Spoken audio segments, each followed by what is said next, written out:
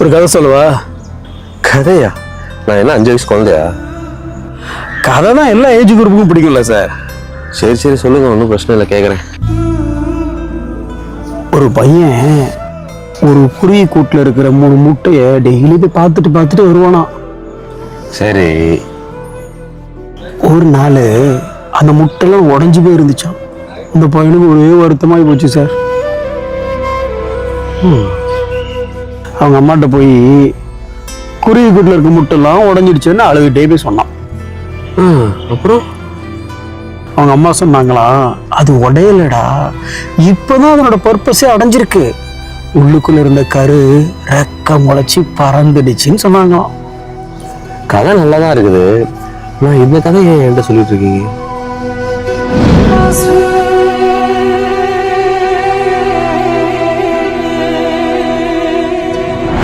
நல்ல கிளைமேட்ல சார். நல்லா இருக்கு. Yeah yeah. What next? லைஃப்ல எடுத்து என்ன பிளான் வச்சிருக்கீங்க? பிளான் தானே, ஒரு தொழில் தொடங்குறதுக்கான நுட்பத்தை கத்துட்டு இருக்கேன். ஓகே, அப்புறம் என்ன, ஒரு தொழில் தொடங்க வேண்டியதா? அதுக்கப்புறம் என்ன, பணம் சம்பாதிக்க வேண்டியதா, நிறைய சம்பாதிக்க வேண்டியதா.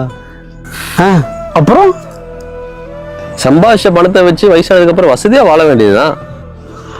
அதுக்கப்புறம் வயசானதுக்கு அப்புறம் என்ன, இறந்துருவேன்.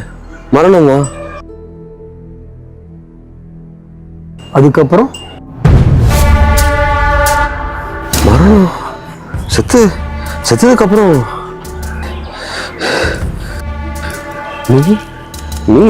நீங்க செத்ததுக்கு அப்புறம் என்ன பண்ணுவீங்க? எங்க போவீங்க? செத்ததுக்கு அப்புறம் தான் என் வாழ்க்கையே ஆரம்பிக்குது. இங்க கண்ணு மூடிட்டு பரலோகத்துல கண்ணை திறப்பேன். என்ன சொல்றீங்க? நீங்க சொல்றதா நிஜமா? இந்த பூமியில வாழ்ற வாழ்க்கை தான் சார் நிழலு, அதான் சார் நிஜம். இத நான் எப்படி நம்புறது? கண்ணால பார்க்க முடியாததை எப்படி நம்ப முடியும்? பார்க்கறத நம்புறதுல என்ன சார் இருக்கு? பார்க்க முடியாததை நம்புறதுன்னு சார் உண்மையான நம்பிக்கை. இந்த பூமியில 6 சாவு வரும், 60 சாவு வரும், நிரந்தரம் இல்லாத வாழ்க்கை சார்.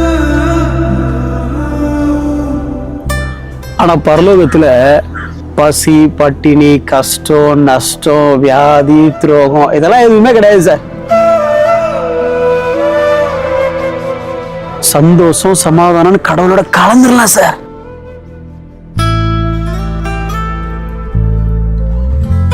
அங்க போறதுக்கு என்ன சார் செய்யணும்? நீங்க ஒன்றும் செய்ய வேண்டாம் சார், எல்லாத்தையுமே ஜீசஸ் சிலுவையில செஞ்சு முடிச்சிட்டார். அவர் சிலுவையில உங்களுக்காக செஞ்சதை நீங்க நம்பணும், அவ்வளவுதான். நம்பினா கிடைச்சிருமா? ரட்சிப்பை பொறுத்தவரை நம்பலன்னா கிடைக்காது. கிறிஸ்தவத்துல விசுவாசம் தான் சார் ஆணி வேறே.